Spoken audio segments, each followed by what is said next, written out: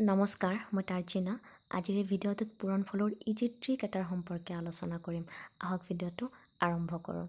যদি আমাক 101 আৰু 103ৰ পূৰণফল নিৰ্ণয় কৰিব দিয়ে, তেতিয়া আমি কি কৰিম? এই 101টো প্ৰথমতে চাম। এই 101টো 100তকৈ কিমান বেছি? 1 বেছি। গতিকে 1টো আমি ইয়াতে লিখিম, মানে যিটো বেছি সেইটোৱে লিখিম। আৰু এই 103টো 100তকৈ কিমান বেছি? 3 বেছি। গতিকে আমি 3 লিখিম। লিখি এই 1 আৰু 3টো পূৰণ কৰিম, মানে 1 আৰু 3ৰ পূৰণফল 1 3 গুণ 3। এতিয়া এইখিনিতে মই এটা কথা ক'ব বিচাৰিছোঁ, এই যিটো আমি 3 পালোঁ, এই 3টো এটা অংকৰ সংখ্যা হয়। এই 3টোক আমি দুটা অংকৰ সংখ্যা বনাব লাগিব, মানে 3টোৰ আগত এটা 0 দিব লাগিব। 0 3 দিয়াৰ বিনিময়ত এইটো দুটা অংকৰ সংখ্যা হৈ গ'ল। মানে আপোনালোকে যদি এইটো ট্ৰিক ব্যৱহাৰ কৰোঁতে এটা অংকৰ সংখ্যা পায়, তেতিয়াহ'লে আগত এটা 0 লগাই দি সেইটোক দুটা অংকৰ সংখ্যা কৰি ল'ব। যদি আমি ধৰক 5 পালোঁহেঁতেন, যদি 5 পালোঁ হয়, আমি কেৱল 5 নিলিখিলোঁ হয়, আমি 0 এটা লগাই দিলোঁ হয়। ঠিক তেনেকৈ ধৰক যদি আমি 6 পালোঁহেঁতেন, তেতিয়া আমি 0 এটা লগাই দি সেইটোক দুটা অংকৰ সংখ্যা হিচাপে গঢ়ি তুলিলোঁ হয়।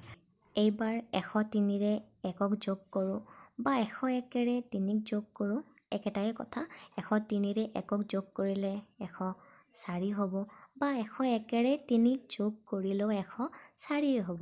গতিকে এইটোৱে হৈছে 101 আৰু 103ৰ পূৰণফল। এইবাৰ অন্য এটা এক্সাম্পল আমি লৈ লৈছোঁ। যদি আমাক 103 আৰু 105ৰ পূৰণফল নিৰ্ণয় কৰিব দিয়ে, তেতিয়া আমি কি কৰিম? এই 103টো 100তকৈ কিমান বেছি? 3 বেছি, সেইটো আমি লিখি ল'ম।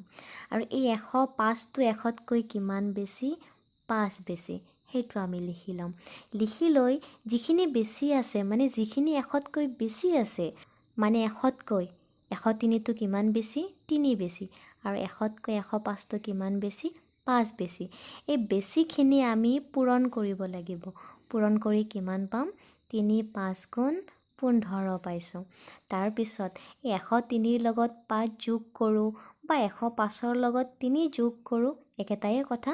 গতিকে 103ৰ লগত 5 যোগ কৰিলে 108 হ'ব, বা 105ৰ লগত 3 যোগ কৰিলে 108 হ'ব। গতিকে এইটোৱে হৈছে 103 আৰু 105ৰ পূৰণফল। গতিকে ট্ৰিক ব্যৱহাৰ কৰক আৰু খুব কম সময়তে পূৰণফল নিৰ্ণয় কৰক। আকৌ এটা আমি উদাহৰণ লৈ লৈছোঁ। এইবাৰ যদি আমি 103 আৰু 107ৰ পূৰণফল নিৰ্ণয় কৰোঁ, এই 103টো 100তকৈ কিমান বেছি? 3 বেছি। এই 107টো 100তকৈ কিমান বেছি? 7 বেছি। যিখিনি বেছি আছে সেইখিনি পূৰণ কৰিম আমি। 3 7 গুণ 21 পালোঁ। তাৰপিছত 103ৰে 7ক যোগ কৰোঁ বা 107ৰে 3ক যোগ কৰোঁ, একেটাই পাম। 103ৰে 7ক যোগ কৰিলে 110 হয়, 107ৰে 3ক যোগ কৰিলে 110 হয়। লিখিলেই হ'ল, এটাই লিখিলে হ'ল। গতিকে খুব কম সময়তে পূৰণফল নিৰ্ণয় কৰিলোঁ। আজিৰ এই ট্ৰিকটো আপোনালোকে কেনেকুৱা পালে মোক জনাব। আজিলৈ ভিডিঅ'টো ইমানখিনিয়ে। ধন্যবাদ।